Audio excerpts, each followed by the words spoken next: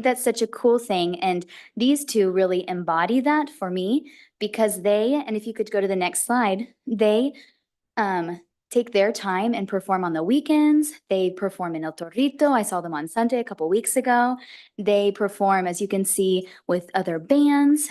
They're just entrepreneurs and they inspire me. So we have William Fabricio Del Rio Catan. And where are you from? ¿De dónde eres?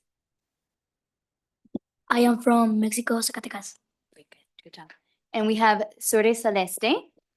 Where are you? I am from Colombia, Ibagué, Colombia. And they are going to perform for us. So I'll have you guys come around front. And they will enter. Don't have them go around the front. Is that okay? Oh, okay. They have a microphone.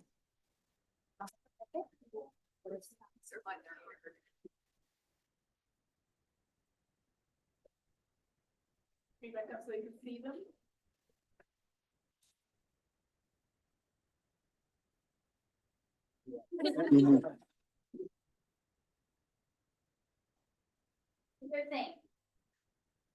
No olviden de presentarse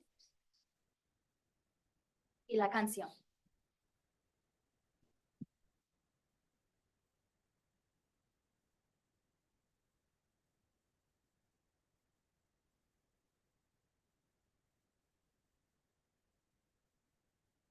Hola, hola.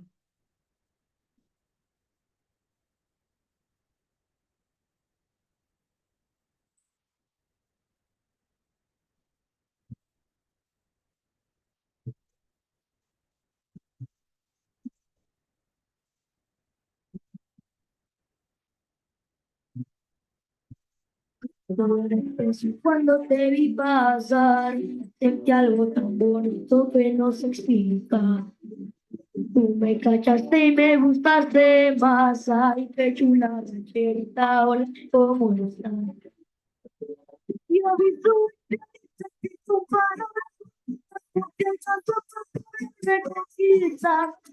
No soy de estas facilitas como aquellas muchachitas con las que yo siempre te he mirado andar. Y si te llevo rosas, como quieres ser una marchita.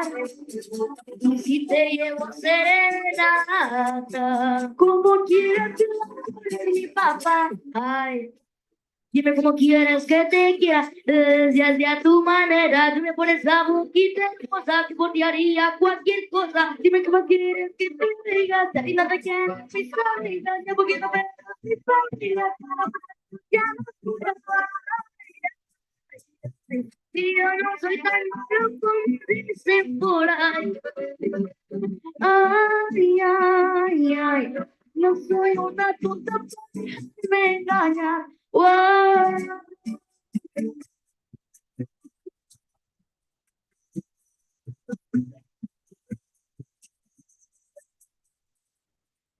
That's right. Si te llevo rosa, como quieras ser una machita. Y si te llevo serenata, como quieras ser mi papá. Ay, dime cómo quieres que te quiera, desde a tu manera. Dime por esa boquita hermosa que por ti haría cualquier cosa. Dime cómo quieres que te diga, si a ti no te quiero, ya porque no ay, ay, y yo no soy tan malo como dicen por ahí.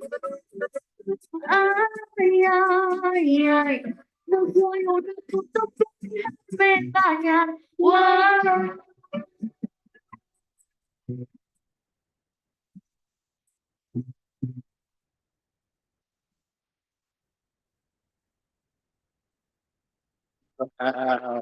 Gracias.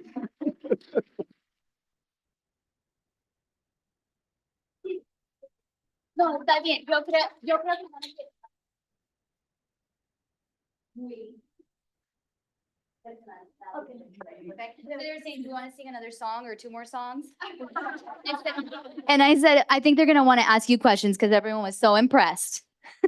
Unless you'd like another song. Would we like another song? Do they have another song? ¿Tienen otra canción? Sí. They have two more songs, but it's okay. I told them you probably would just want one. Dije que es probable que solamente Board? querían uno. Yeah, I'm seeing some heads nod. Yeah. One. Okay, they're discussing which one it's gonna be. Okay.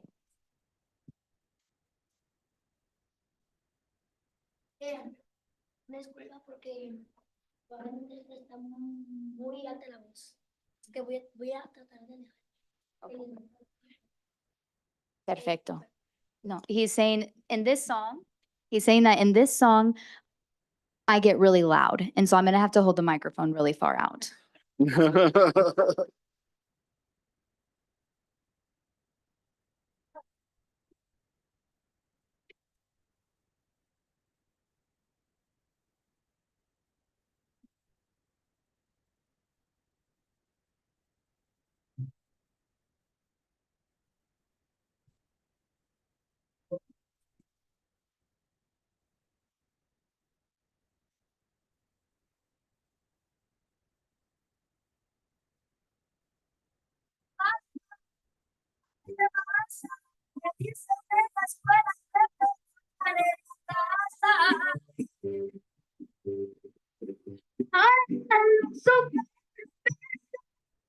Cuando iba a pasar la lista, ella no estuvo presente. Sí, su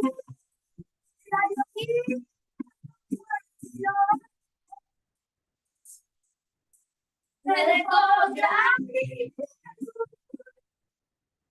hasta difíciles. Que al recreo quiero salir. Por nada.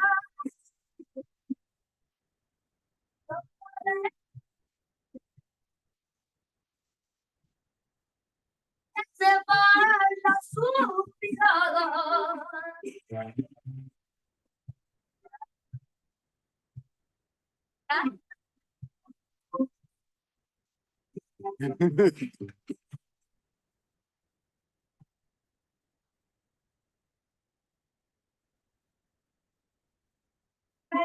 Sus colores, sus ojos y un noticia por este bosque.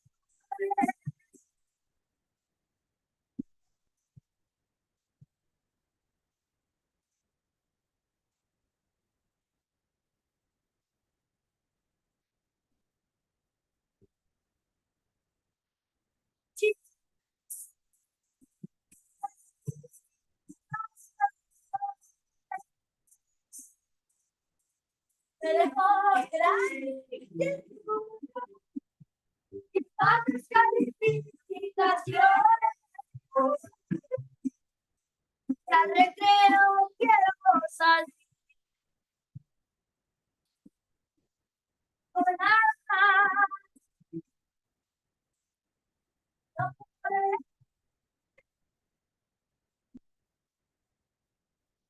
Se falta su mirada.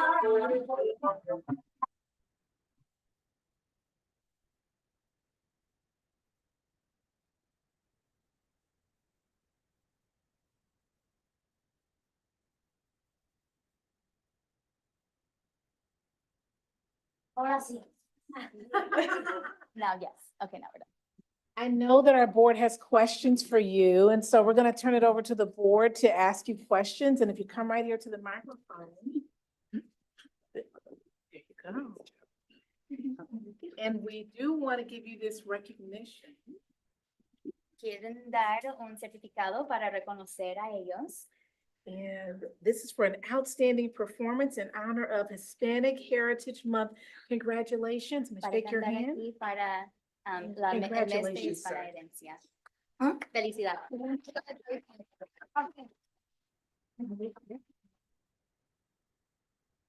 Ahora van a Turn it over to you, President Tatum, for any questions. All you may right. have. Yes, we are thoroughly entertained That was that was off the hook. I was not expecting that from these two.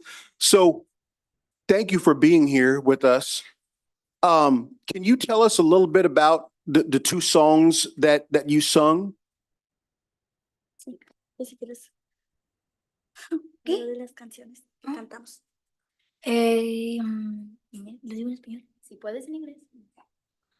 Ok, dile en español. Ok. Puedes contar sobre las canciones. Puedes decirnos un poquito. ¿Cómo se llamaba?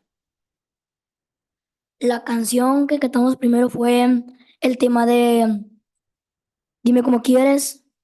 Está bien. Eso fue una de las primeras canciones que cantamos en dúo. Okay, espera. So one thing about William is he is incredibly intelligent and has a really, really extensive vocabulary. So if I keep letting him talk, he'll go for a paragraph and I won't be able to translate. He said that the song that I sang was, what was the name of the song? No, dime cómo quieres. Okay, it's loose translation. And I don't know if this is like romantic or not, but tell me how you want to tell me. So, and he said that this was one of the first songs that they sang as a duo. And sorry, would you like to talk about the second song? Sure. The name of the second song is La Mochila Azul.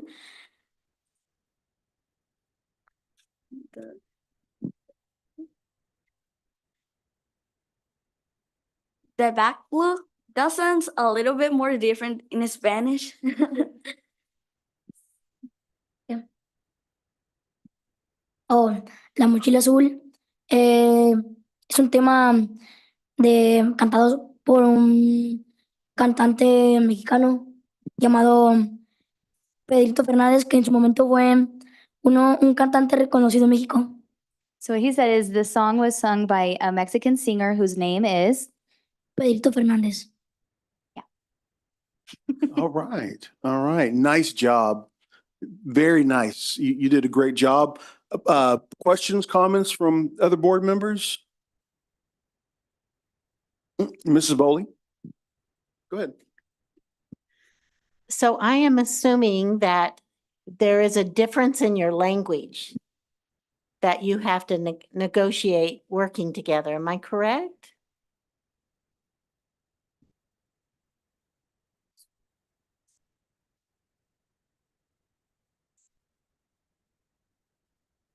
Sí. La verdad tiene mucha razón porque suena como diferentes, un poco diferente la voz y como la forma de hablar y un poco sobre las palabras que dicen algunos. Por ejemplo, Would you like to say what he said in English?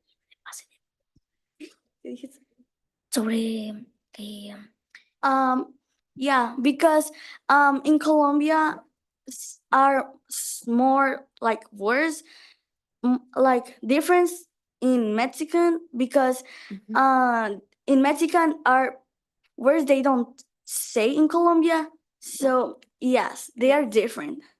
And so you are working together. Are you guys in a program outside of school that you are honing your skills? Un programa como de canto. Oh, no, no. La verdad no. It is no. So how did you get together to start doing this?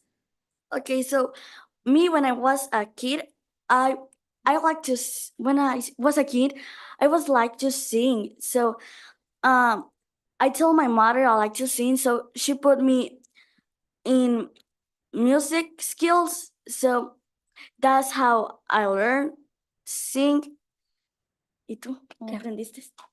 Yo un día vi un video sobre música. Salió un clip de un tema llamado Alma Enamorada. Ese tema fue el principio de mi carrera sobre cómo yo lo canté, me grabaron, me gustó como a las personas les gustó cómo canté. Yo seguí así haciendo eso y así encontré mi potencial sobre la música. ¿Quieres traducirlo? Sí. No. Okay, well, I'll say William talks really fast and I didn't quite catch everything. So I'm going to ask him just for clarification. ¿Viste un clip de un video de un cantante que te gustó y luego empezaste a cantar? Sí, lo empecé a enseñar ese clip porque es ese. De practicar y... Okay, déjame decir.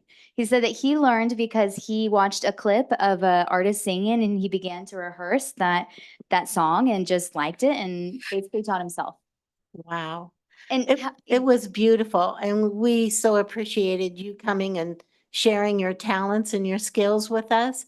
It was very moving. We appreciate it. Mr. Munoz. That was going to be my question. Les iba a preguntar cómo es que descubrieron su talento, ¿no? Entonces, en videos, ¿no? how did I you was going to discover your ask, talent? I was just going to ask, how did you discover your talents? Because you all are very talented. Okay, so when I was a kid of 5 years old, I hear a music, so I sing it to my father, and he likes it, and it's a little bit like cute because they are talking about my father, how he is, like he's my teacher and more. La verdad, Y papá, salúdanos, él es papá, está aquí.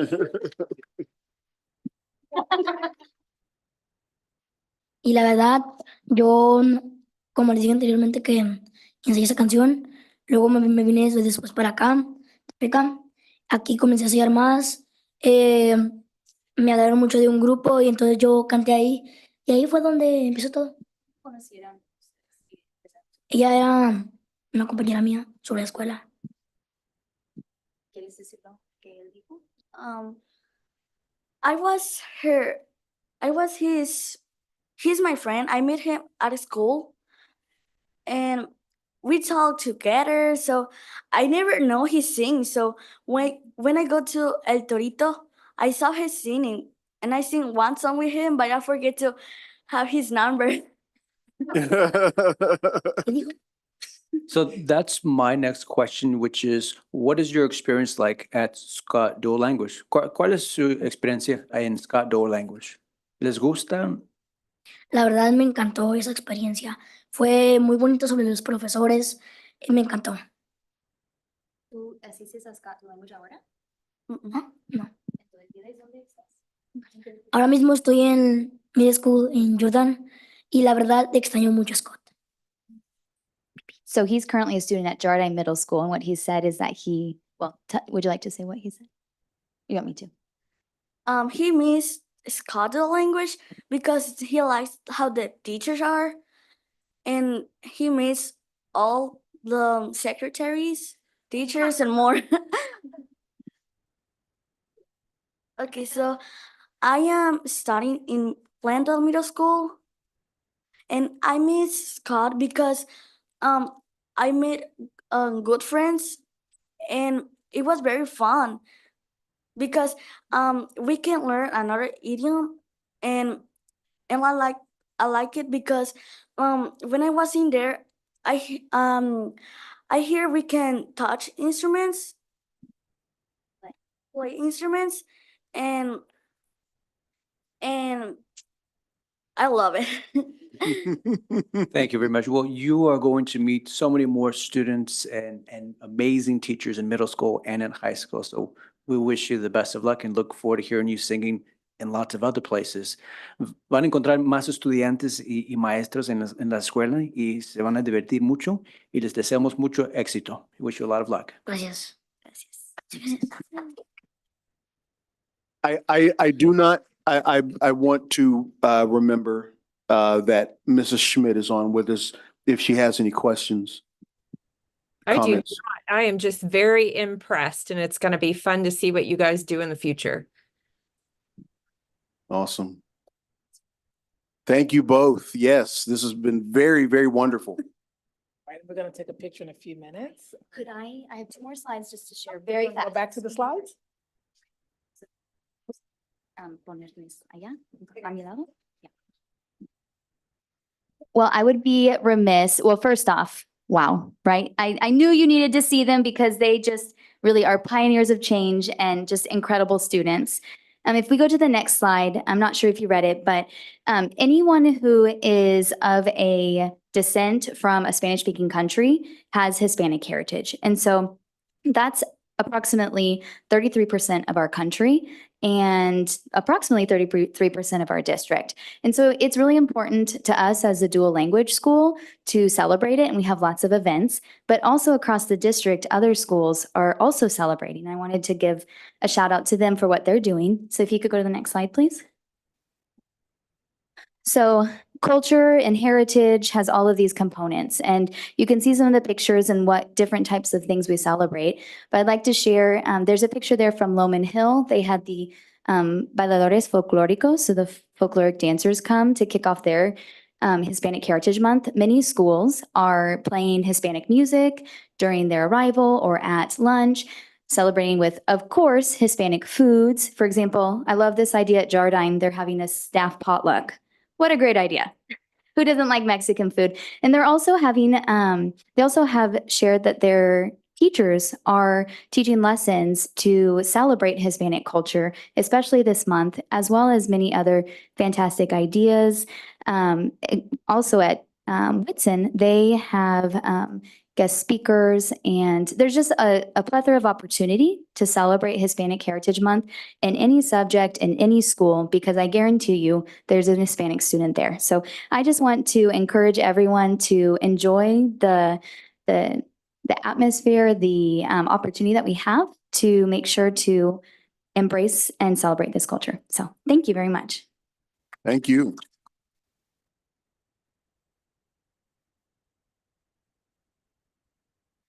So well done. My goodness, what a treat. And we're going to ask them to stay around for just 5 minutes before we, as we end our next celebration. We have challenge awards this evening, and let me make sure I'm staying on. And we have several principals that who were mentioned in her comments that are here this evening as we celebrate our challenge awards. Our challenge awards this evening, and all of the schools that are here, I believe we have someone from KSDE up. Did they come this evening? Up, she's online. All right, so our team member from the Kansas Department of Education is here just to share with you what the challenge awards are, and then we're going to call the following schools, and they will all stand there in the audience, all of who have met the academic challenges to be recognized this evening. For our team member, Ms. Horst online, would you like to share what challenge awards are, and then we will call those schools to stand as soon as you're done. And I believe you're muted, so we're going to try to help you unmute yourself.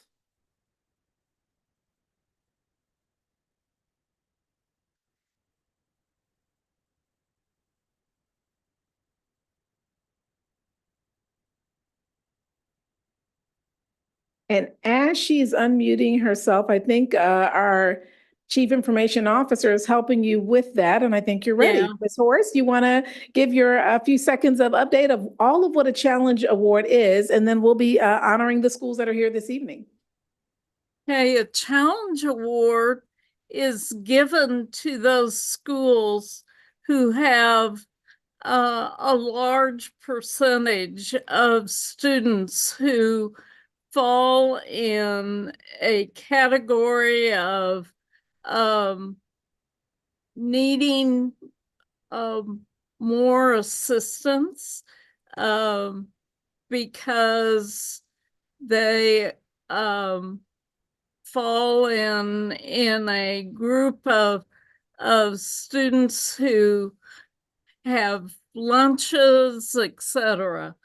So not every school qualifies, but these students have worked, and their staff have worked tremendously hard to make sure that every student has the opportunity to learn and have the same opportunity every other student has. So it's a great thing from my point of view. I am excited that you have 8 schools that have been recognized, and that is tremendous. So And Ms. I Horst, think you can go on and call the names. but before you do that, I would like to thank you as a district for welcoming me, inviting me to visit schools and be a part of board meetings at times, because when redistricting took place and my district moved, it meant a great deal to me. So thank you very much. Thank you, Ms. Horace, for being here and for acknowledging the Challenge Awards. Ms. Wallace, any final comment on what a Challenge Award is before I call the schools and do the drum roll? Yes, so a challenge award really is for those schools that are perhaps low performing and have challenges. So the students there either have challenges related to socioeconomic status, culture, race. And so all of those pieces come together and they have met the challenge and really performed quite well on the state assessments. And so all of these schools, many of which have outperformed the state. So there are students that may have had challenges, but those schools are actually meeting and or exceeding state standards. And many of these schools have outperformed the state in one or more grade levels and content areas. So we are excited to kind of have the drum roll for the following 8 schools. Please stand as you are called. And can you come forward so the camera can actually see you? I guess where Mrs. Whiteman is when you're called. The principal and team from McCarter Elementary, McEachran Elementary, Quincy Elementary, Scott Dual Language, State Street Elementary, Whitson Elementary, Chase Middle School, and French Middle School, who again for consecutive years has outperformed this state. Let's give them another applause for all of our Challenge Awards leaders.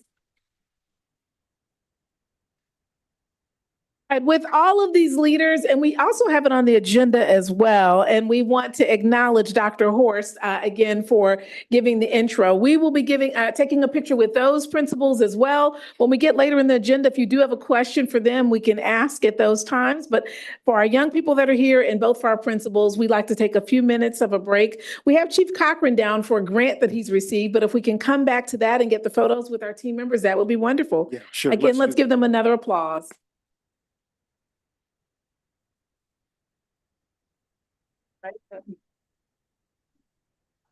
Young people, we want to come on out.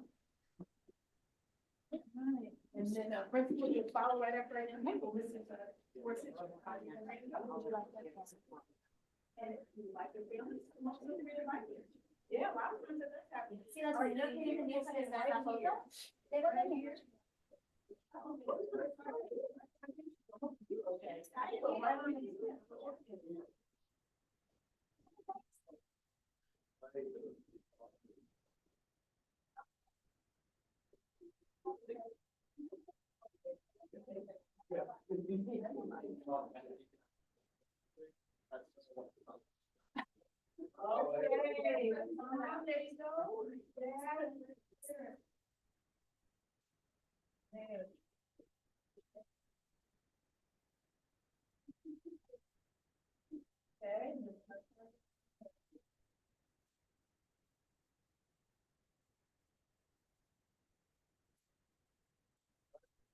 Smiling, looking at the camera. 1, 2.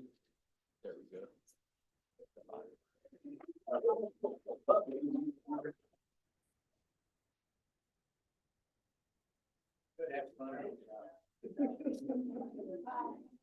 Anybody want their number? I'll get it for you. Wonderful. Here, you guys, Mike.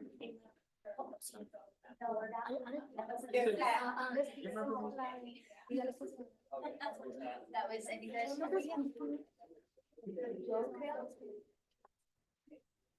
And for our principals, come on up. They said they would love to say goodbye with a song, but I said we probably don't have time.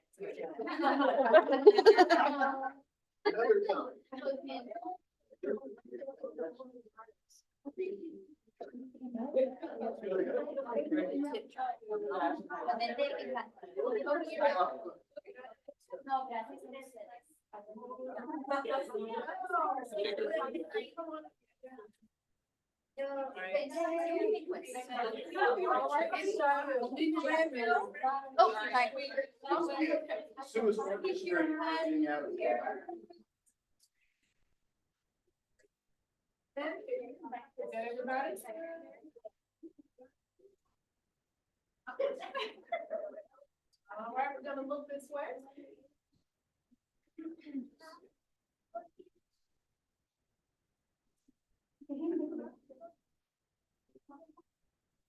Yeah, I'll try.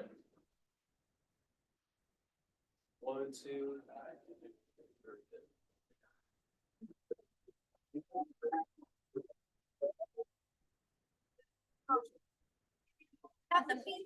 Oh, where we got it. We can add it. Rough it on out. Don't need to remember that. No, sir, we're getting ready to, we will acknowledge Chief with the ABLE program, but nope, I don't think there's another.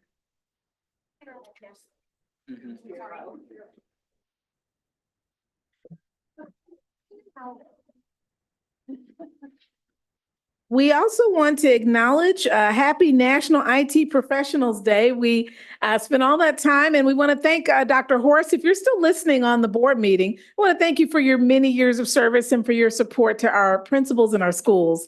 And as we were dealing with that technology, it is National IT Professionals Day.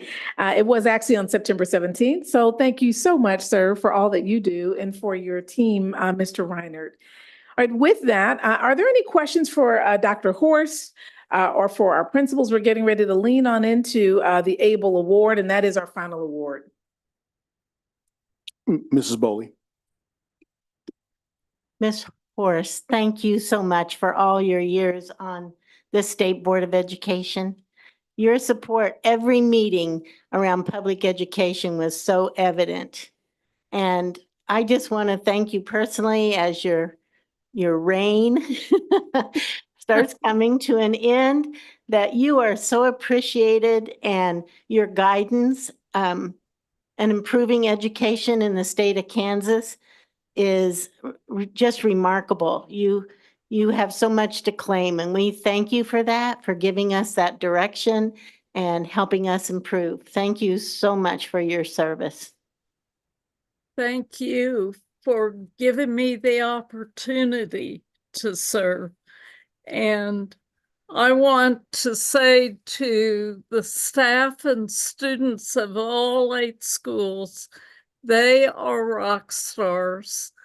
And all of you in Topeka should be very, very proud, because as I visit schools, as I have the opportunity to meet staff, you have a wonderful leader.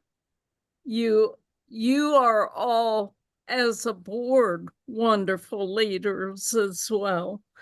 And I see things happening in the Topeka School District that is second to none.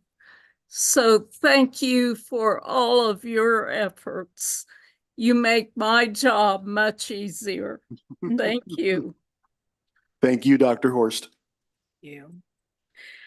All right, and with that, our final award. Now, we do have a team member that one of our principals is stayed behind, our assistant principal, Mrs. Taylor.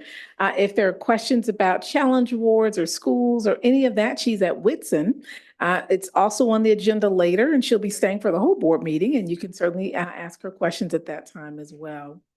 If I may, sir, move into the final award. Please. The ABLE program, which we were able to get because Chief Cochran, who's coming up right now, really had the vision and foresight. He's going to share what the ABLE program is very briefly, share a little bit about the acknowledgement and distinction that we now have as a result. Turn it over to you, Chief Cochran.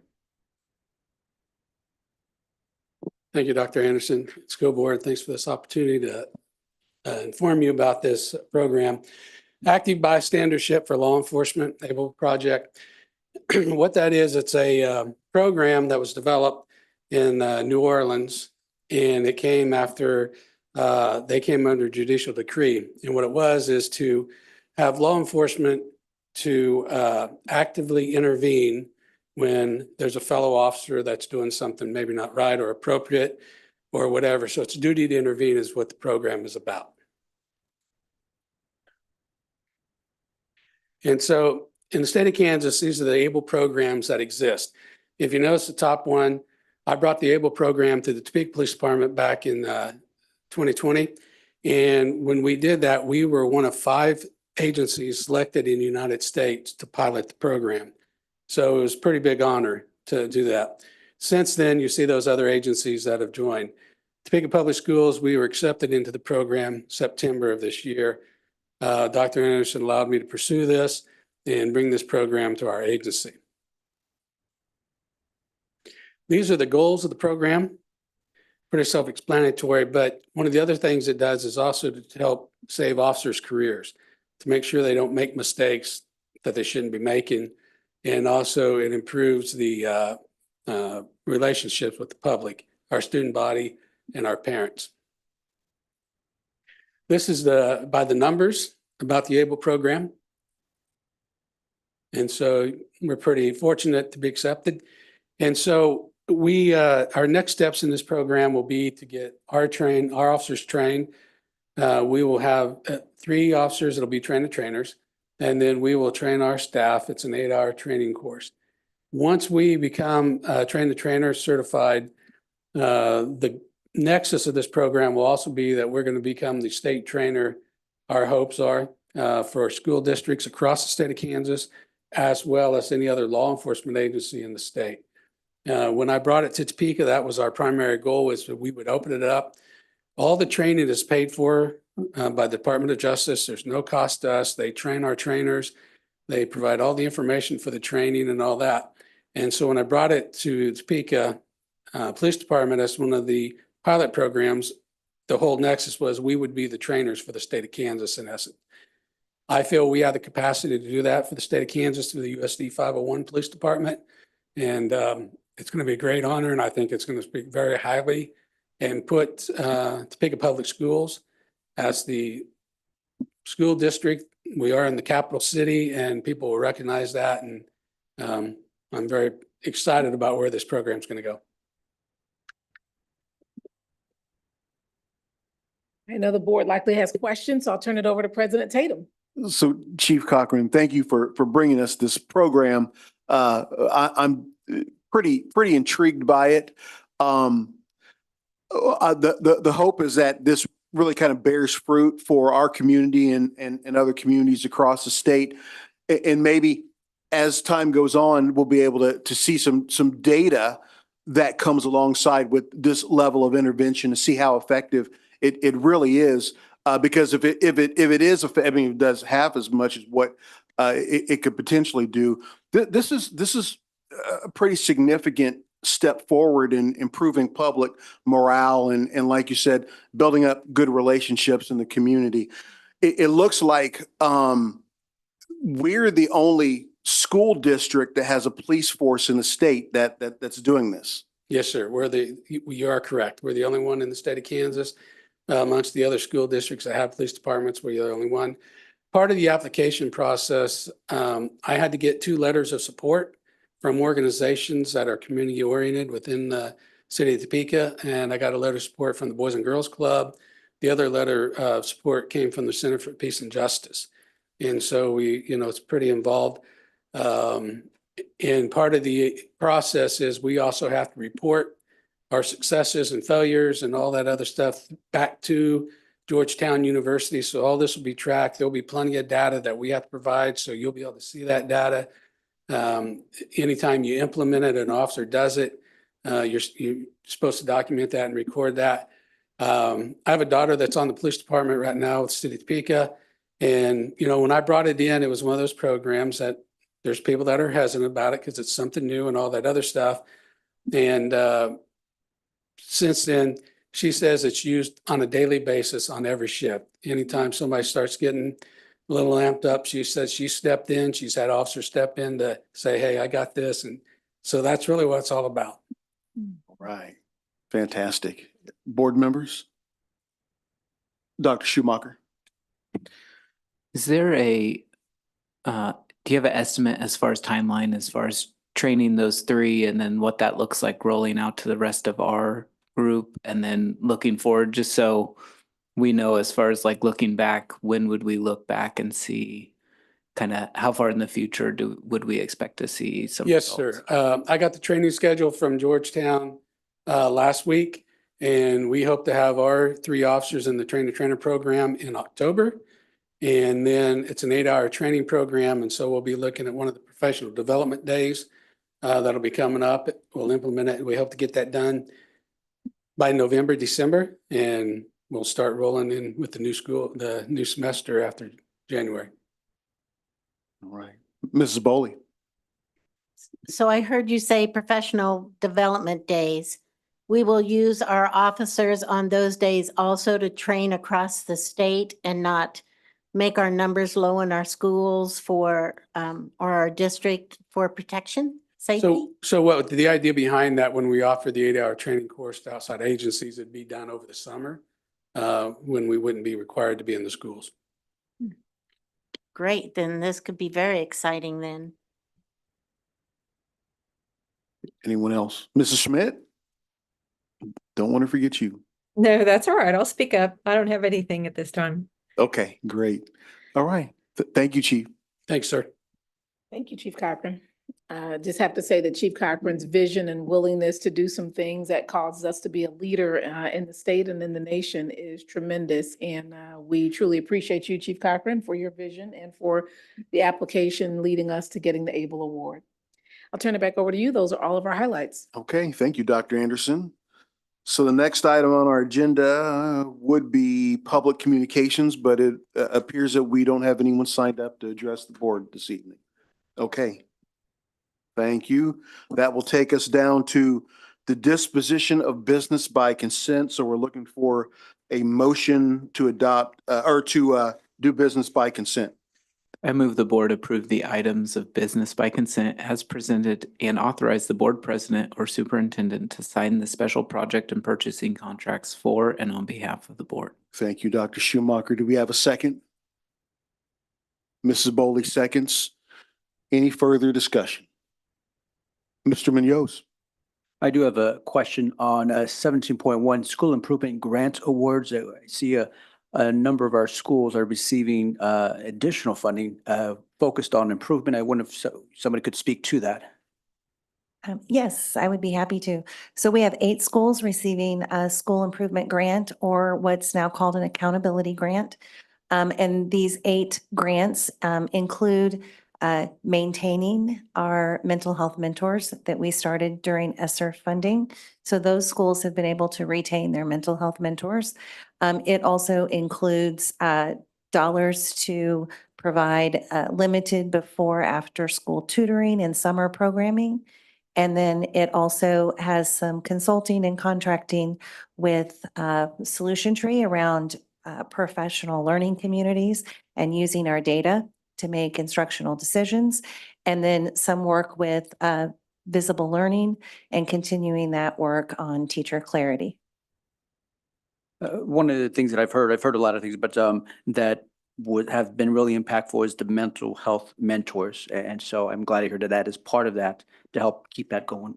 Yes. Okay. So last year when we asked principals what were some of the things they most wanted to keep from ESSER dollars, mental health mentors were at the top of that list, and we had the opportunity to write them into these grants. Thank you so much.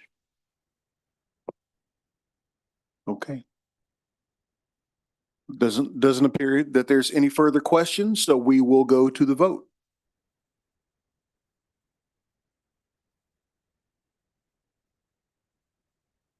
Thank you. All votes are in and the motion carries unanimously. All right, thank you, everyone. Next item on our agenda is superintendent's report. Thank you. At this time, Mrs. Laura Nichols and Mr. Dustin Dick are coming forward to talk about the career technical education under the goal of academic achievement and college and career readiness. As they come to the podium, we also want to remind you that Dr. Kipp is here because of enrollment, but count day hasn't happened yet. So he's just going to give a verbal update of what our numbers are. Again, count day is not until after the board meeting, but it's like a day after the board meeting. And so at the next board meeting that he may be sharing any changes if there are any. I will turn it over from here for Mrs. Nichols and Mr. Dick. Hello, good evening. Thanks for letting us come talk to you a little bit. So as you know, I've been at TCALC for 6 months, 4 months? 6 months. Spring break. Yeah. It's been busy. We have been busy. So as I have kept Dr. Anderson up to date the other day, she said, why don't you just come talk? Okay. She likes to make me talk. So if you'll go to the next slide, please. Just a little recap of last year as I was fortunate enough, Mr. Dick allowed me to do all the reporting at the end of last school year. So these are just some numbers to share with you. As a district in reporting in CTE, historically, we probably haven't done as comprehensive of a job as we could have. The Synergy SIS lets us do way more. And so Dr. Kipp and his team helped me build some reports. Well, they built them. I just told them what I needed. And so we were able to count participants and concentrators in CTE pathways. So what does that mean? A participant has 1 credit in a CTE core pathway. Really, it could just be a CTE course or 2. Concentrator has 2, and a completer takes 3 courses in a pathway. So an intro, a technical, and application level course. So we had 3,298 participants and concentrators. When you add that 130, that's more than the students we have in our high schools, right? So that seems a little funky, but 8th graders can earn CTE credit. So some of them had 1 whole credit by the end of their 8th grade year. So that's really excellent, right? Our participation rate as a district is huge. Some of that is attributed to some of the courses in some of the pathways are also graduation requirements. So that's great. Anyway, so 17 unique pathways district-wide. We have 10 at TCALC, and then that equates to 109 applications to the State Department. And then 5 of those pathways have courses only at TCALC. So it's kind of unique and interesting. Thought I'd throw that in. All right, this year, we started the business pathway. So those are the 2 courses we're teaching right now, principles of marketing and business management. Our enrollment is about 20. So for, we kind of made that decision late in the school year. And so enrollment it will grow. It's not as high as we'd like it to be. We partnered with Rochester Institute of Technology to offer dual credit for our Project Lead the Way courses. And this is a little bit unique. So at the end of Project Lead the Way courses, students take an end of course assessment. If they score well enough on that assessment, they can then apply for the dual credit. So they have no upfront decision, no upfront cost. When they get there, if they meet that criteria, gosh, I want to say it's $200 for a 3 credit hour course transferable to anywhere in the country. So it's fantastic. And we have 4 of those courses that kids can take advantage of that credit for. Just this week, we launched our work-based learning platform with our staff. So we're getting more and more things in there that will capture everything we do to provide students information about careers related to their pathway. So guest speakers, all the way to internships, kind of everything in between. Do we go tour a facility? Do they take a college visit to the, vet science place at K-State? All of those things will be captured in there. And then kids will have a record of that to put on their resume. So it's really slick, and it'll be helpful to capture what we do. The proactive approach to facilities, something Mr. Dick and I have talked a lot about, is you guys have seen the Perkins amount, right? It's a decent amount of money. And we haven't, in my opinion, we haven't always been proactive about that. So like next week, I have a meeting with Mr. Schaefer, the principal of Eisenhower, to talk about what can facilities do to improve that kitchen in their FACS class. And then how do we use Perkin funds to upgrade the equipment? So we can't use Perkin funds for a countertop, but we can buy all new stoves. So hopefully when we partner with facilities, we can update a space together, right? And be efficient, and then make those, the kitchens need a little bit of attention in our middle school. So that's kind of at the top of our list. Esports. So that's a photo of our game room and Mrs. Adrian King's son in there playing. So we took a little office space and we put gaming computers. There's a Nintendo Switch and some fun lights. We're launching an esports platform. So all 3 high schools have access to that. And then we'll host tournaments at TCalc. I'm learning a lot more than I ever wanted to know about games. And then the other 2 things I'm going to let Mr. Dick talk about is our partnership with Stormont Vale and the Topeka Police Department. So I think the next slide kind of talks about business partner connections and some things like that. So first, I just want to take a minute to thank Ms. Nichols. There's lots of things in here that we've been working on and working towards for a while. And she really came in and just took off and took an interest in a few of those things and just kind of got them across the finish line and in place. So she's been fantastic at TCalc in her 6 months, 4 months, whatever it's been. So she's done an awful lot to kind of make sure some of those things got to the finish line and in place. So that's been very good having her there to do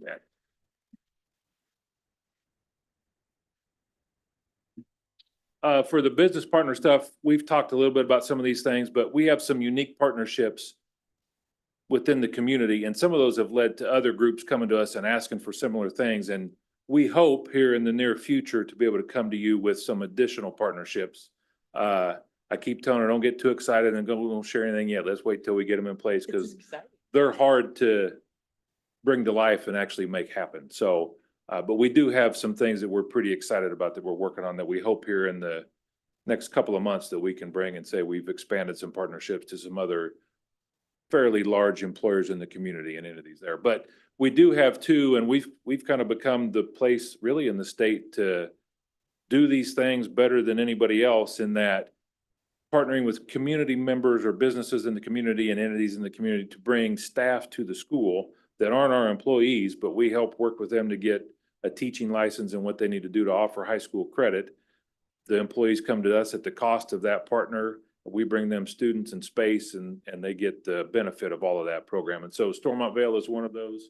That program has grown. We serve about 40 students a semester now. We get 80 kids through the CNA program each year through our partnership with Stormont. That led us to expand and include phlebotomy. And so now we have students that get phlebotomy certifications. Lots of those students go to work for Stormont Vale or some other healthcare entity within the community. And then they go on and ideally become RNs, doctors, whatever it is they want to do. So that part has been really good. We've done a lot to expand that. We've also worked with Stormont Vale really, and this will happen at the start of the next year, but most of those students, even though they get the CNA, what they really hire them for in their initial position is a PCT or patient care technician. There is a separate certification that is PCT that wasn't offered in the state of Kansas previously. And so we've worked with Stormont Vale and several different other state agencies to get that PCT certification recognized in the state of Kansas. And we will transition our program to the full PCT tech certification in the next year, meaning they could just run right into Stormont Vale or some other hospital or healthcare entity and go to work as a PCT. Right now, when they get hired, there's some extra additional training and all that they have to go through beyond their CNA certification in order to go to work. And so that actually, for people that don't have to do, that was a heavy lift. That's a hard thing to accomplish, but it's done. It's in place. And for next school year, that will be recognized by KSDE as a credential that they recognize. And it got other healthcare entities in the state and the Kansas Hospital Association to recognize PCT as a certificate that they will use for employment. So those are some good things there. TPD, we have a similar partnership with them. They provide us a police officer for our law and public safety pathway. That's kind of part of our SRO cost, but it's part of that group. And so that allows us to just do a lot of things and have an expert in the field that works for somebody else, but comes and teaches our students. And it just opens up more opportunities within the community for us. So those are 2 things that have been great. And we hope to expand on some of those partnerships here in the future. Yeah. So the last slide is just about next year or kind of things we're working on maybe for the rest of this year. So with the PCT, hopefully comes some apprenticeship with Stormont Vale. So as we've gone, well, as I have explored what the apprenticeship process looks like for the Kansas Department of Labor, I think we're gonna be able to do that in a lot of areas actually. And hopefully, you know, employers can get a little financial gain from having our students So I'll hopefully have good things to share with you about that in the spring because it's pretty exciting. So next year, the engineering pathway will add a strand, coursework around automation. So Panasonic, Mars, kind of big industry, training kids to go work there right when they're finished. So I know it's not a secret, it's a secret, but that's kind of the partnership we're trying to pursue there in that area. And so then the other one, sorry, combined pathways. So right now, and this is maybe more information than you want in this moment, but there's a lot of pathway changes happening. This one's going to impact us, I think. So digital media arts right now has 3 strands. They rewired it, reconfigured it to have one. I bring that up because all 3 of our high schools do a lot of coursework in digital media, and we have a program at TCALC. So we've spent a lot of time this year thinking about how we situate our TCALC program to complement and expand on what the high schools do instead of duplicate. So that's a little trickier than it sounds, and lots of conversations with lots of people. We have incredible, like Mr. Palma at Topeka High has been there for a very long time. He does a phenomenal job. We don't want to do what he does, right? We want to try to do something different. So anyway, that's a nutshell where we're at. There was a photo. I just want to go back to that last slide if you don't mind. So right before school started, we had invited just business partners. Anybody, they sent it through Go Topeka. They sent it out in all their listservs. So we got about 12 people who were interested in coming, and we just did like a little speed dating, and they talked to teachers. From that, I think all of those people have either been to talk to a class or they are in the next couple of weeks. They were all anxious to come share what they do and career opportunities in their field. And some of them will help us with some job shadows and interns as we get going here. So that was really fun, and they had a good time. And next Wednesday evening is our fall advisory board night where we invite all of our business partners for the pathways to TCALC. We have dinner for them, and then they spend some time in each of their pathways with their advisory board liaison and just kind of talk about industry standards, equipment, things that are coming up, and just kind of help us guide us on our pathways and the things that we need to have available to students to just keep up with industry standards in the community. It's impressive, isn't it? Absolutely It's is. between what Mr. Dick's leadership and vision and Mrs. Nichols being able to come in and do what she's done in this short period of time and take us leaps and bounds into the future with Mr. Dick guiding that. So we'll turn it over to the board in regards to any questions that you may have. I was going to say, Mr. Dick, you're being very modest because you are very much instrumental in the success. Yes, Miss Nichols has done a fantastic job in the 4 or 6 months, depending on who's counting. But you have been definitely absolutely instrumental in helping TCALC to accomplish the things that it has accomplished over the recent past. So thank both of you for the work that you guys are doing in that area. Thank you. You're welcome. Board members, Dr. Bonebreak. Yes, Ms. Nichols, what are the 4 courses that you get universal credit at any university? Oh, so they, Rochester Institute of Technology puts it on a transcript, and then they can transfer that. So biomedical, there's a robotics course. You can ask me. I don't know what the spring ones are. Those are the 2 we're doing right now, but they're in the biomedical field and the engineering pathway. And then do they get college credit for all of the classes that they take in some fashion, be it Allen County or others? Can you speak to that too? The robotics program has some dual credit with Wichita State Tech. The digital media arts one does some with Allen County. It's really an area that's been kind of interesting because of Excel and CTE. And we have found, and his feedback more than mine, if the teacher can teach it in partnership with the community college or the tech school, it's been way better. A lot of the Excel and CTE courses are online. Kids sit and work on it. We don't have a ton of influence on that.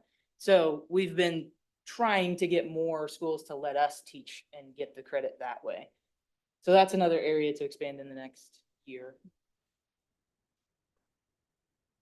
Mrs. Bowley. Help me understand the completion rate. So what do they have to do to have the completion rate? And out of 3,000, almost 4,000 students, there's 130 in the completion rate. So what is that data explaining to me? So if you're a completer, it means you've gone through the introductory, technical, and application level course within one pathway. And so if you've done all of those things and received the credits in those, all of those areas, then you're a completer. And a senior. You have to be a senior. We have struggled, I think, historically in some ways in our school district in that regard, because we have a very broad program of studies. And we have taken an awful lot of pride over the years in that students get to explore all of the different areas that they want to look in. And we have not necessarily forced kids into a pathway track to say, you took this introductory course, now you go take this an application.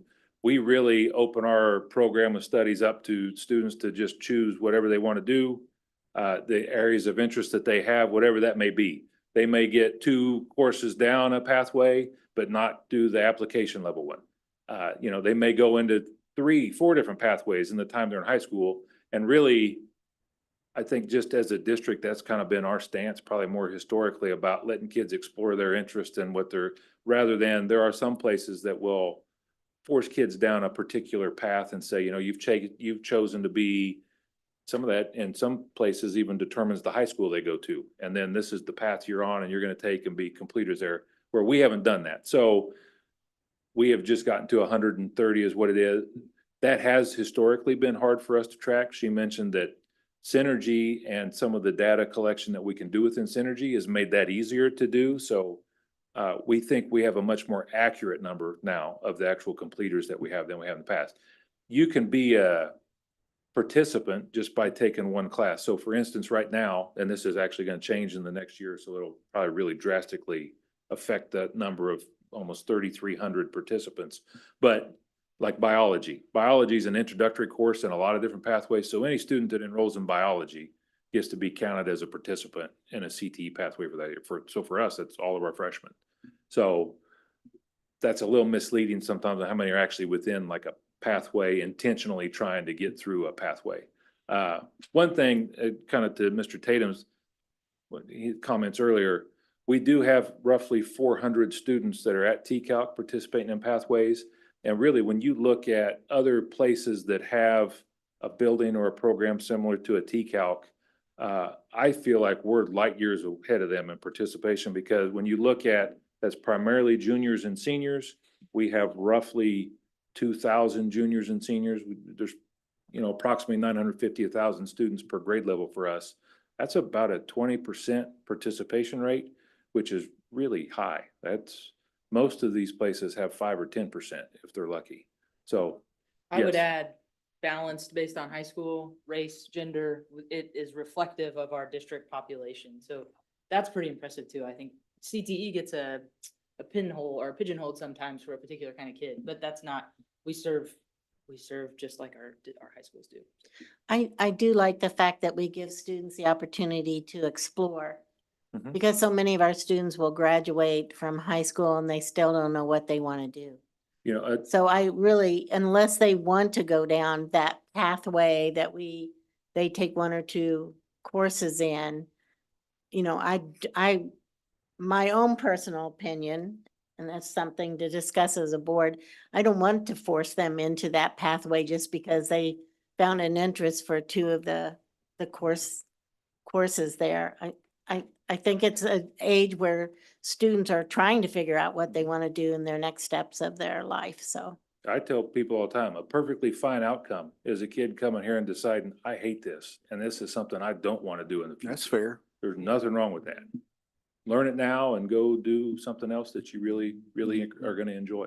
So the positive side, that we had 130 participants that we rang their bell. Yep. And they said, I do want to do this. So that's very positive. Yeah, So, the other thank you. piece of that, there were a number of students that were concentrators. So when you're not a completer, you could also be a concentrator. So when you look at those numbers, look at your completers and your concentrators. There's someone that may say, you know, I definitely know that I'm going to be a CNA and I'm going to take all those courses. And then there are others that'll say, I'm going to be a concentrator. I'm going to take a few courses here. That was interesting. Let me go somewhere else. But I've taken enough to be considered a concentrator in that area. your goal and your strategic plan, our strategic plan, was about having more students gaining industry credentials, which we are doing. As you can see, over 3,000 students are getting exposed, many of whom are getting industry credential, including Safe Serve. She didn't mention our chef at one time was excited about serving in the evening. Well, Miss Nichols really is more excited about serving throughout the day so that all students have internships. So now they are going to be taking a proposal to the Superintendent's Council that's been blessed both by Mr. Dick and Mrs. Nichols, where they now have a cafe they're opening in this building in the afternoons during the class time. You probably can say more to that. So now all students get a chance to serve as one of their internship opportunities. Should the Superintendent's Council, which are the leaders across the district, the directors, should they pass that opportunity. Do you want to say more about that? And that's just an example, because they'll get a Safe Serve, they can go straight into employment. Again, a concentrator may or may not be a completer, but going through the pathway. So two things. I think getting kids to that application level class has been a little bit of a struggle for us, whether it's they don't want to, be pigeonholed or they don't see value. So my goal is to have more internship opportunities. So kids want to take culinary arts 1, 2, and then go to that application level class where they get work-based learning, real world experience. So I think we have to entice them a little more for that senior year opportunity. And the culinary folks have just, like I said, hey, what do you think about trying to get all the year 2 kids in an internship? Yep. Look, how do we do that? So we're calling people, hey, can we, do, and they all of them are, there's 20 of them. They've got something to do, not at TCAL. So once we get this one launched, they will all have a place. But yeah, they train them and then get them out to do things. So that's been great. All of our pathways, that would be my goal. If I'm here at this time next year, that I can say every year 2 kid is out doing something in some fashion. That experience is huge. It helps them. Like the teaching one is great. They're in the classroom so much. Those kids know I'm doing it or I'm not. Not every pathway gets kids that experience. So we want to expand that. All right. And thank you for the update on that too, Dr. Anderson. Dr. Schumacher. I would just echo Mr. Tatum's thank you. I know that as an employee of Stormont Vale, especially like 3 years ago, workforce is a big issue in a lot of places, not just healthcare, but definitely being able to have partnerships that benefit both people. So Stormont putting in the effort to help us help Stormont by providing phlebotomists and now PCTs and people that can just move in. And when I see in my practice, when I see students that are exploring some of these things, I encourage them to be phlebotomists. Like, you are in the hospital, you are like at ground zero all the time as a phlebotomist, and you can really see how the sausage is made and what entices you, what part of the sausage you want to be. So the fact that we've been able to offer that has been fantastic. And I think for 501 students, but also I know for my organization, for Stormont Vale as well. So thank you. Mr. Munoz. Just going to say that the feedback I've been receiving from a number of parents is that they appreciate your nuanced take on their students being able to sort of explore and figure out what works best for them. And one of this particular parent, their child did a 180 and they just weren't interested in what they were, but being able to give that leeway, I think is valuable for our students. We want them to have a good sense coming when we graduate them that they know where they're headed. So thank you all. Any other comments from any other members? That concludes our CTE report. Thank you too. We appreciate you both very much. Thank you. And as we transition to just a very brief enrollment update, again, Count Day hasn't happened. So, and remember, Count Day is any student that arrives by that date, we're compensated for, and any student that arrives after that date, we are not. We're encouraging everybody to come to school and to come all year to school, but certainly as we're getting through the first full month, to arrive on time for those families that are listening. We'll turn it over to Dr. Kip.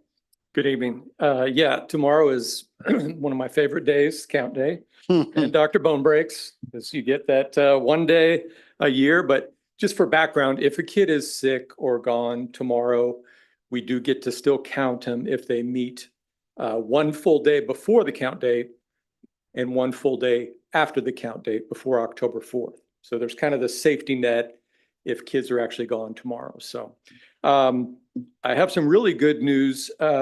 We are up about 32 kids right now, which may not sound like a lot.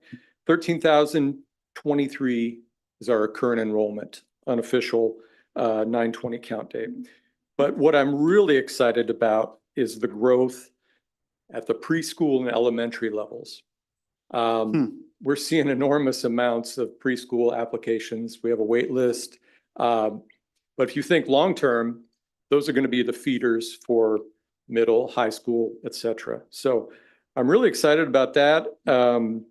The only other thing I was going to mention is kind of the racial makeup. I get that question a lot. Right now, we're 36% white, 34% Hispanic, 17% African-American, 12% multiracial, and 1% other. So like Dr. Anderson said, we'll do more of a formal presentation on specific movements and growth, like, you know, Topeka High's growth, and particularly at some of the elementaries where we're seeing some really positive movement. So, all right. All right, that concludes our report, or at least our update. Dr. Bonebreak. I'm sorry, Dr. Kip. No, that's fine. We have a half a dozen schools with a chronic absenteeism rate of over 30%. And most schools are above 10%. So if they're there the day before, day after, but I bet there's more absenteeism. So exciting news. We've been in data consults with about a third of the schools, and most everyone's chronic absenteeism is really a lot lower than last year. And most have set a goal of cutting it in half and are well below that right now. So we're really excited about what we're seeing with chronic absenteeism this year. So when we say a lot lower, some of our schools are at 15%, some are 13%, 12%. Yeah, Williams Magnet is right above 10%. And Williams Magnet is one of the highest poverty, highest mobility rate schools. Students are coming to school. We're excited about that. And they're staying engaged. Now, remember, chronic absenteeism is consecutive absences. So principals have also been tracking when they are absent. Sometimes it's illness, as COVID has a resurgence in some places. We're not seeing a large COVID issue, but everything from health ailments like chronic health ailments, asthma, cancer, there are all kinds of things. You're still marked chronically absent if you're out for those consecutive days. So those are still issues. Homelessness, you're still marked chronically absent if you're out for the consecutive days. So there's some things that we still contend with. So it's even more impressive that a Williams and some of these other schools are that low. So we're excited about that movement. How does enrollment, people who have enrolled, how does that number compare to our September 20 numbers every year? You mean in terms of attrition, or can you rephrase that question? Bigger than the other, or? Meaning based on the number of enrollment in terms of the count of how many students may or may not be at school. If the legislature just let us use our enrollment number instead of umpteen people going through this 52-page booklet, and then the legislature having to check it all, that takes a little man hours. And as Dr. Kim answers that, I asked him that question, how many people were absent, which is to your point, on count day last year? I think he said 800. 800 kids. The kids that you wouldn't get paid for. That's a lot over the course of a district, and maybe at the time last year we had 12,000 students. So maybe then it didn't seem like a, but that's a lot of students not to be paid for per pupil who are absent for various legitimate reasons. So to your point, that's what you're really asking, correct? So right on ahead. Yeah, based on last year, 800 kids were absent. We've done kind of a tactical approach. What we'll do is we create a list of all those kids that we're kind of watching to make sure they come back. All the principals have access to this. They do outreach, making sure they're, coming back. So that 800, we tracked all the way till October 4th, the end of that window. And we were only down to 17 kids that we could not count. Hmm. So that's a more reasonable amount when you multiply that times $5,000 a student. So, yeah. So the task is still there. Here's the unfortunate part. And again, as people are listening in, and as I know Ms. Taylor will be coming up to share a brief comment about Challenge Awards, the rumors about safety across the nation certainly have impacted parents wanting to keep kids at home this week. And rumors that have started outside of Topeka, Kansas, that have not found to be credible are impacting people being fearful about sending children to school. And so that's unfortunate and saddening for those reasons. And it certainly could impact the count date this year. But we'll continue to encourage individuals to bring their children to school and address those matters in the best way, as we know that's a struggle for people across the nation and people across Kansas. Dr. Anderson, I think I'm probably like Dr. Bonebreak and maybe others on the board, particularly intrigued by the strategies that were developed to bring the number of chronically absentee kids down to such a prospectively minuscule level compared to what it was. That is super exciting to me. Would like to have a fuller conversation about that. Maybe we can stick a pin in this and come back to it and have a fuller discussion as a board in an upcoming meeting. We would love that. Even the wraparound supports. We'll be doing a webinar next week for the nation, actually, on what we're doing to get that 50% rate down, because that's the nation's goal, to have 50% less chronic absenteeism as a nation. So moving from 20 to 30% down by to 10 to 15%. And so we will be in alignment with that.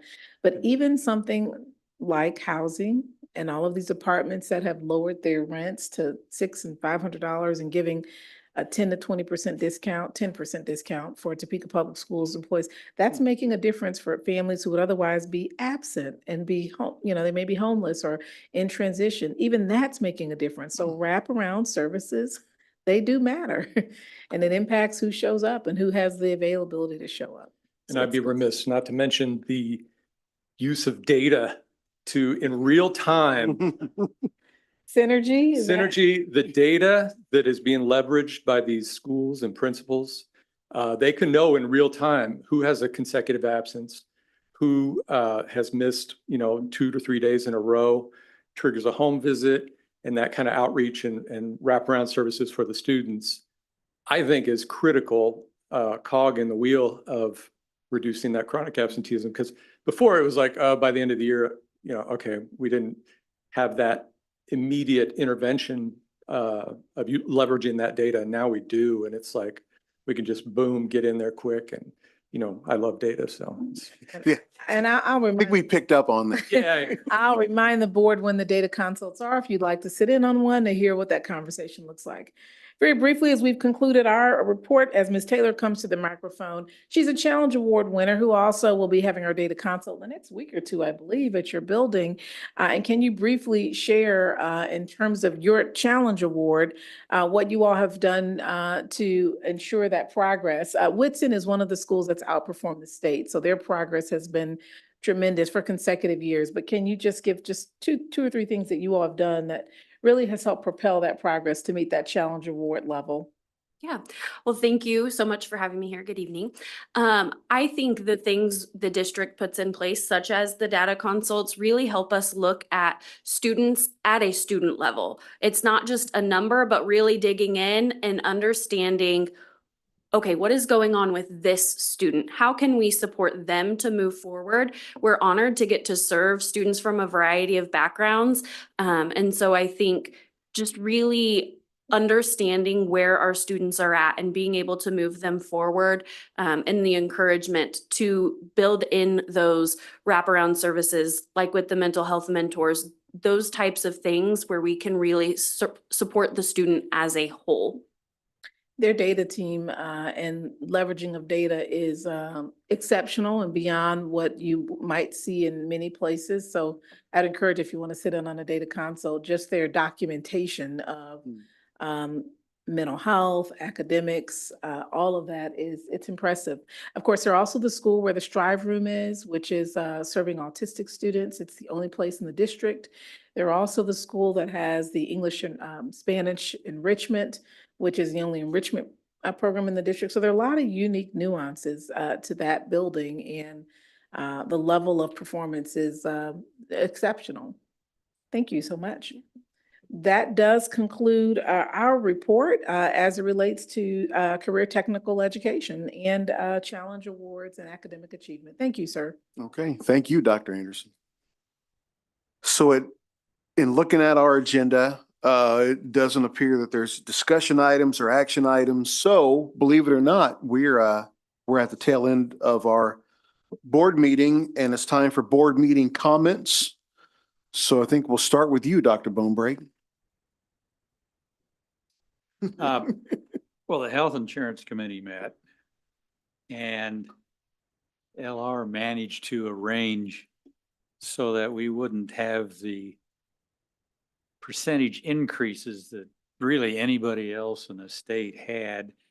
And we suspect that's because they like us as a client and Mr. Mankey. So other than that, but the high cost of medications and a lot of treatments, a lot of those expired.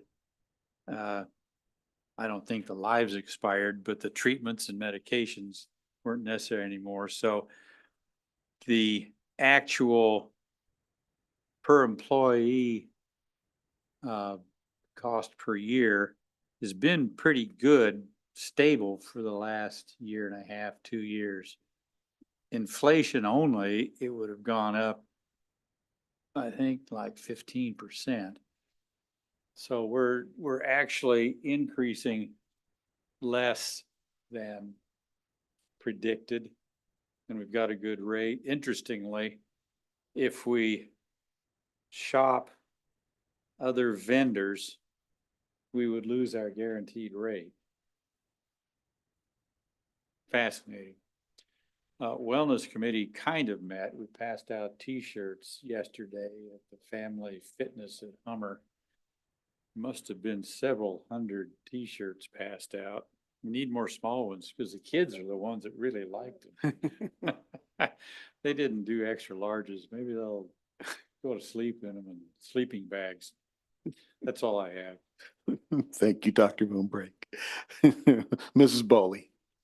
So we were supposed to meet for the financial committee, but Mr. Minky just walked out of the room. We did not meet because he has a new grandchild that was born.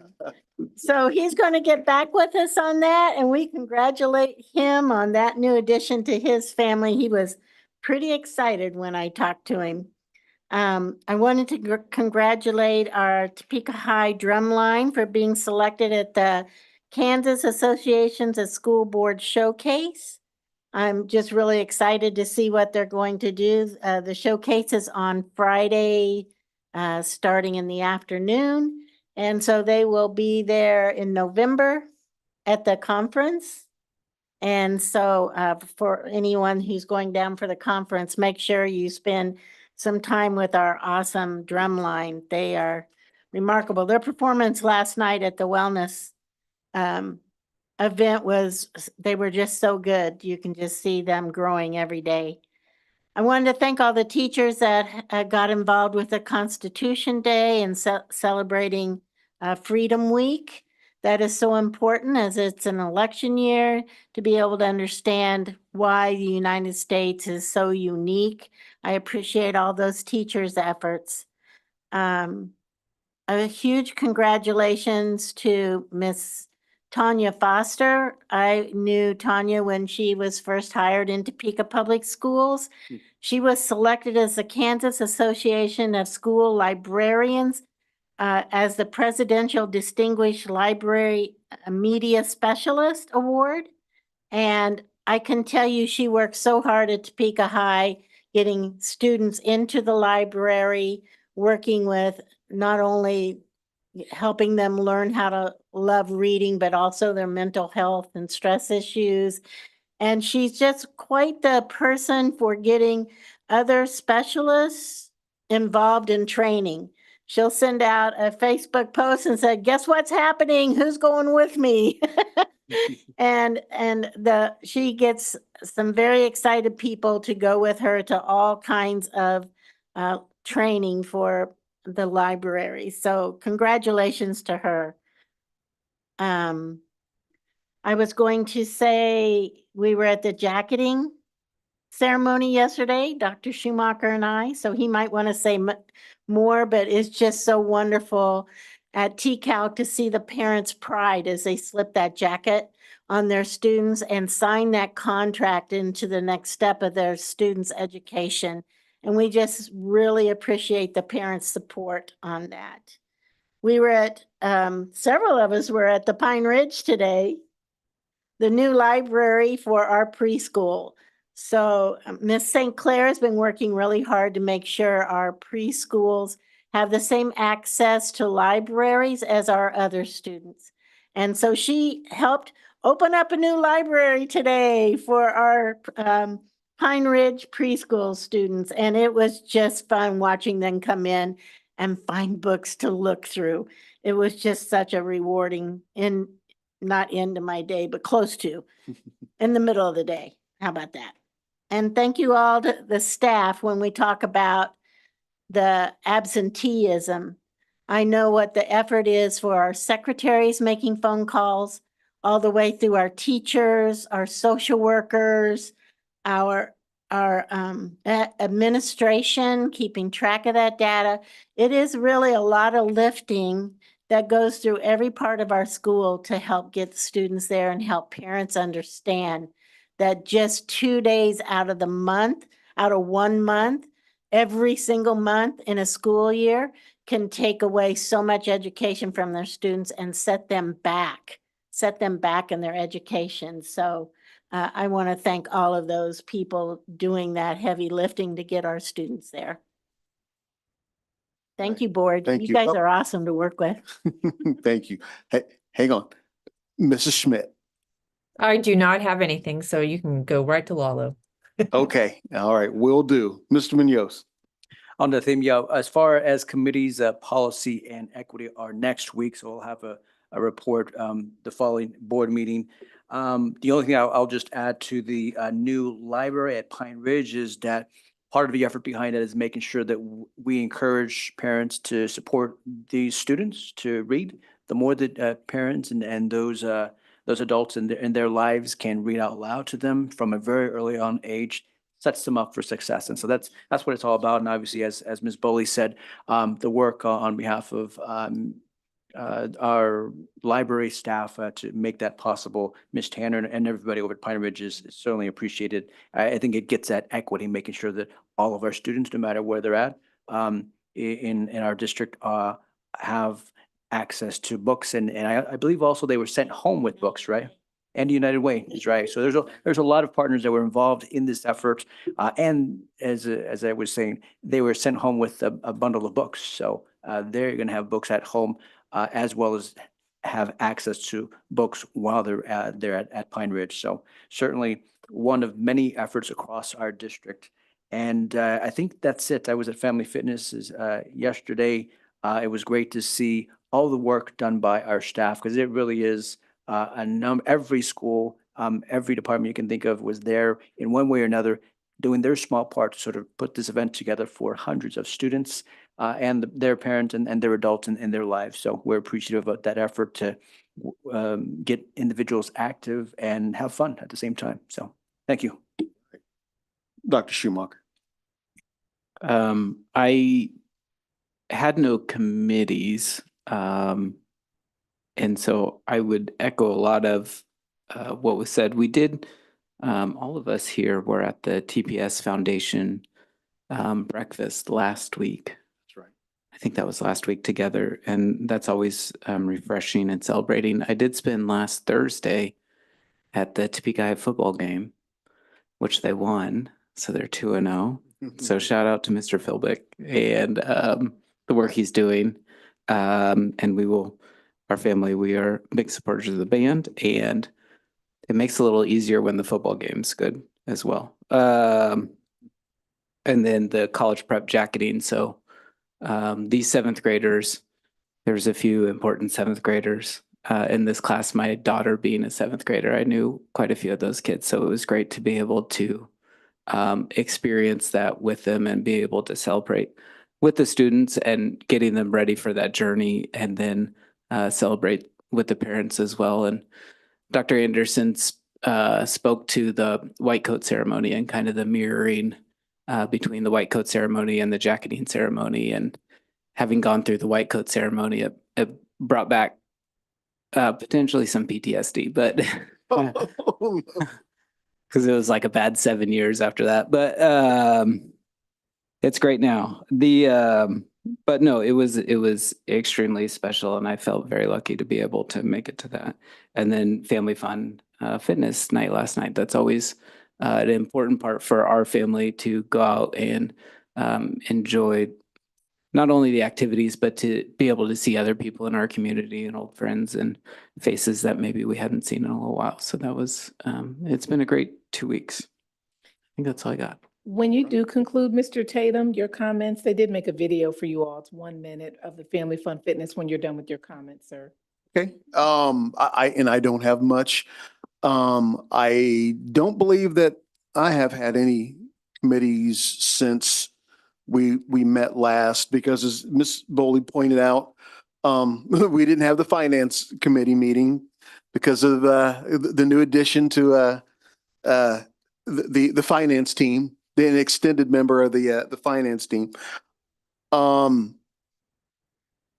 then, there was a Topeka Public Schools Foundation committee meeting, but it was actually, I think it may have been the same day of the breakfast.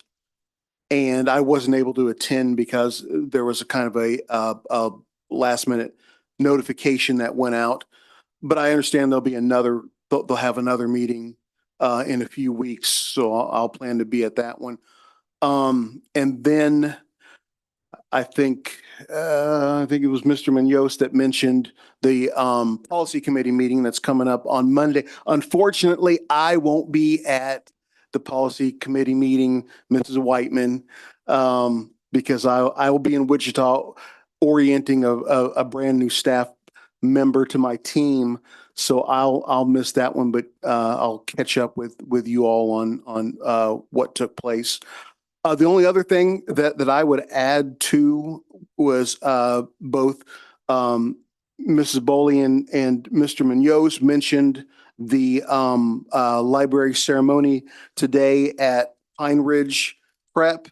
And I would I would echo both of their sentiments, and also add that it's really impressive that this library has come to fruition as a result of several different organizations working together.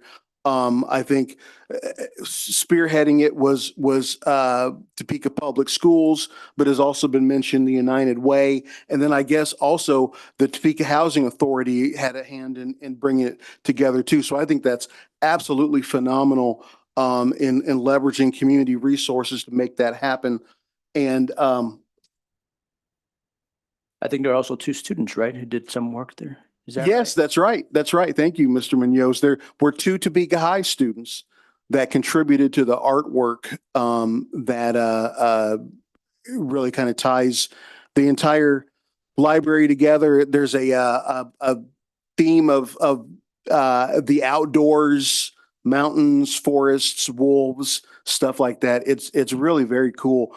And I would be remiss if I did not mention that Brett Martin from United Way, who was also there, mentioned to me personally that the United Way would be bringing another shipment of books to the Pine Ridge Prep Library on Monday. So that is phenomenal. And I wanted to be sure to mention that, and just, just the support in action that is being demonstrated by the United Way and others involved is absolutely phenomenal. So with that, Dr. Anderson? Turn it over to the video. Hey, I do want to mention those two students, Emma and Bella Culbertson. They are seniors and their mother is a division secretary at Topeka High. All right. So a parent's children who are also children at Topeka High are the ones that did the painting and creating of that library. So we're going to give them an above and beyond award, and the communications team will be surprising them at Topeka High at some point with that above and beyond award. Wonderful. All right, unless they're watching on YouTube.